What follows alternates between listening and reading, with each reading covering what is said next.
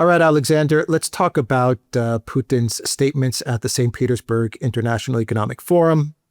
We're a few days removed now from those statements that he made during his speech, as well as a panel that he was taking part in. No. And we can now start to analyze what the Russian president said. And he did say some pretty amazing things. So on Ukraine, on what he said about Ukraine, one people with the Russians, Ukraine as being part of Russia. There was a lot more context to it, but he was saying these things.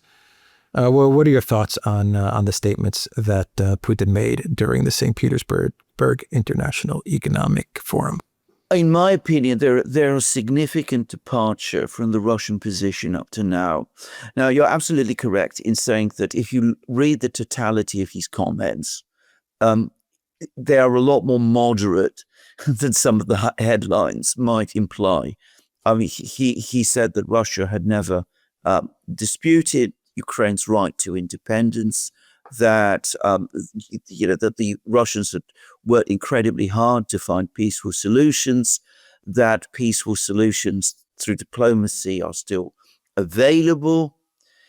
But when he was talking about Ukrainian independence and Russia's recognizing of Ukrainian independence, I noticed that he was using the past tense.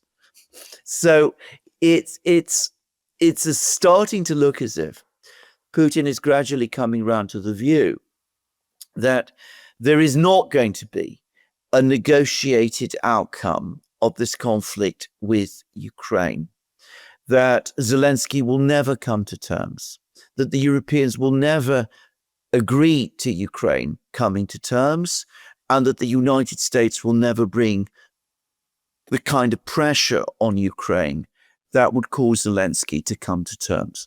So that the war is going to continue. And Putin is starting to think beyond the war, and he's starting to think, what will the outcome of that be? First of all, he says, if we're talking about the 4 regions, these are clearly Russian. There is nothing to discuss here. But he also said, if we move beyond the 4 regions, which we are doing, we're now advancing in the Dnipropetrovsk region. We're also advancing, of course, in Kharkiv region as well. If these territories are occupied by us, then every place where a Russian soldier puts down his foot becomes Russian. And these territories are historic Russian land anyway. And he's clearly preparing the situation for, in a future negotiation, the Russians telling the Ukrainians, look, you didn't agree to the 4 regions being Russian. We've now moved beyond the 4 regions. We've occupied large areas of Dnipropetrovsk region, Kharkiv region, and Sumy region as well. Sumy also very Russian. He also, interestingly, refused to rule out the possibility that the city of Sumy might be occupied by Russia as well. So you could lose these 3 regions too. So the 4 regions become 7. So, I mean, he's basically signaling that.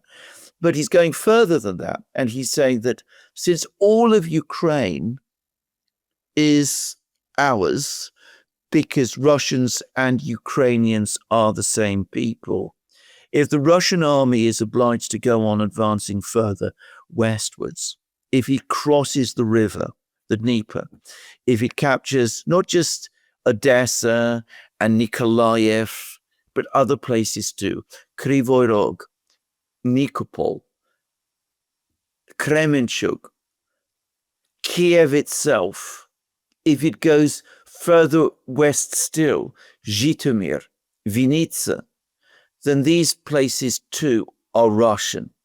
And following logically from the position that Putin is saying, in that case, there is nothing to prevent Russia holding referendums in these places as well. If the people choose to join Russia, that's their right, and that's the end of the matter. How does everything that's happening in the Middle East between Iran and Israel affect what's going on in Ukraine?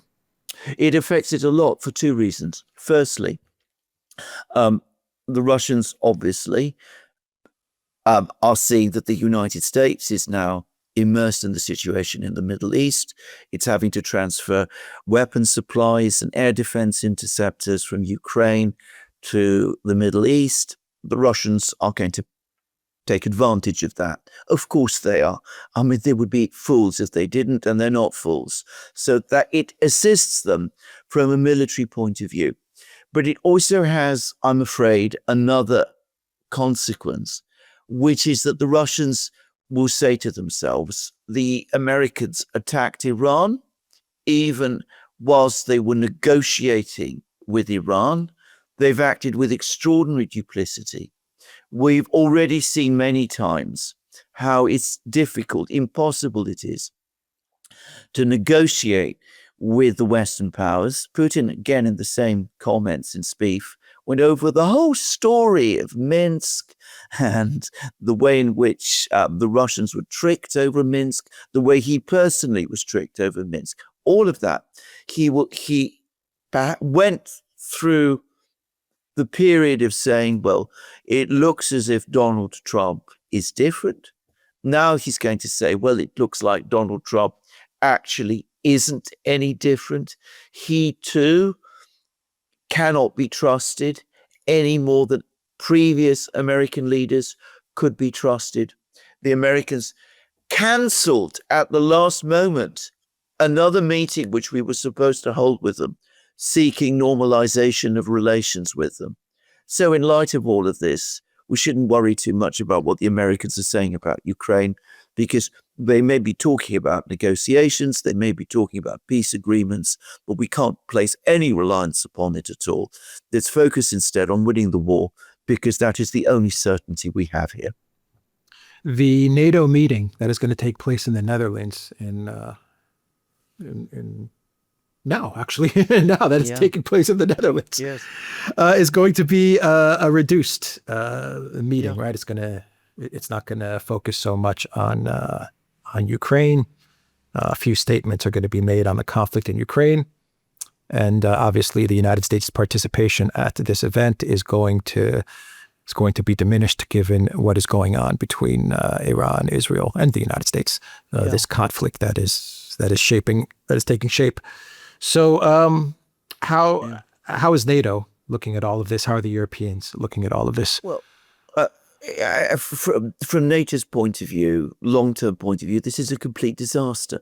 By the way, I should quickly add, the Prime Minister of Japan and the President of South Korea are staying away as well.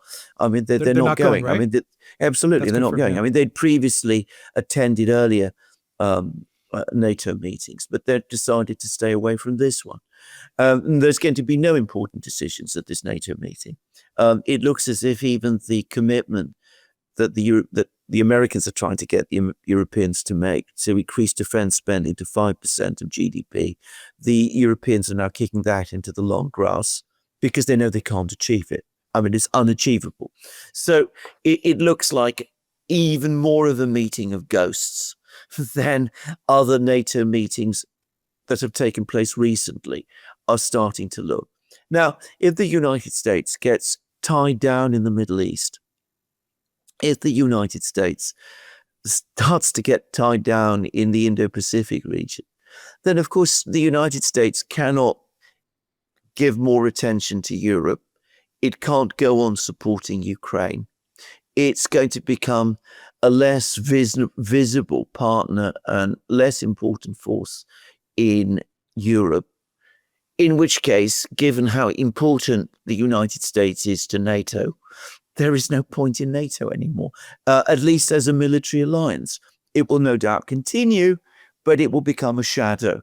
And I think that's something that the Europeans have been worried about ever since Donald Trump became president, that he's not really focused on Europe. He's focused on Israel, Iran, the Middle East, Asia, China, those sort of things. He's not really very interested in Europe at all. And the Europeans have got themselves into this state of believing that the Russians are coming for them. The Russians are winning the war in Ukraine.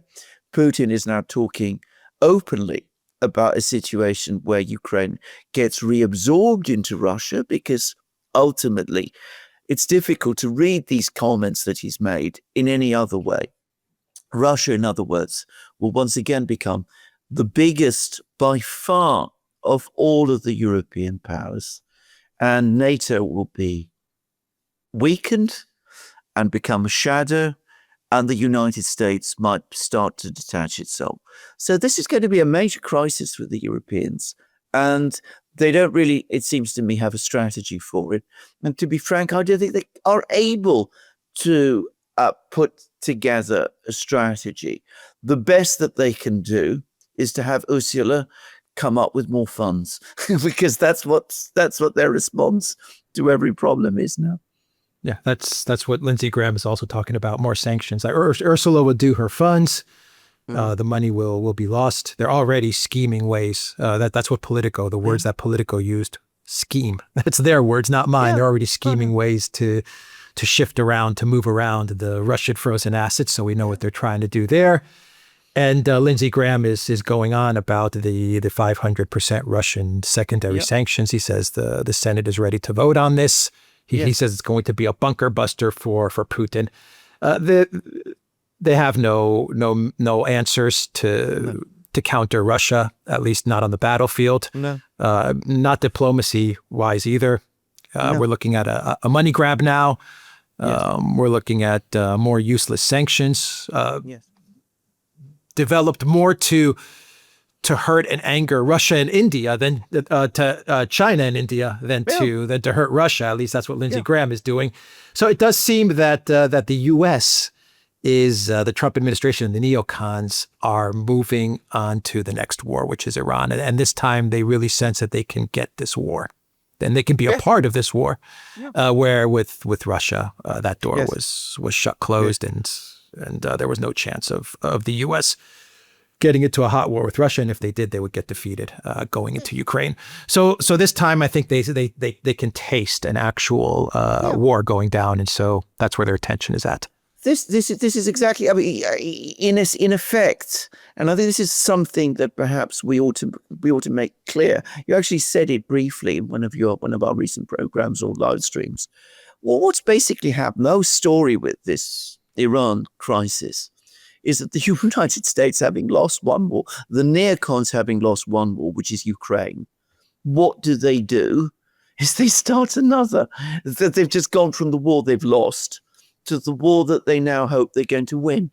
They have no more clear strategies about how they're going to win that war against Iran than they did in connection with the war against Russia. But they do see that Iran is clearly weaker than Russia is, a lot weaker. So they're coming after Iran now. And that's probably what is going to absorb the United States for the next couple of months, at least. Yeah. Perhaps much longer. Perhaps much longer. Yeah. Okay, we will end the video there. TheDuran.locals.com. We are on Rumble, Odyssey, BitChute, Telegram, and Rockfin and X. Go to the Duran shop, pick up some merch, like what we are wearing in this video update. There is a link in the description box down below.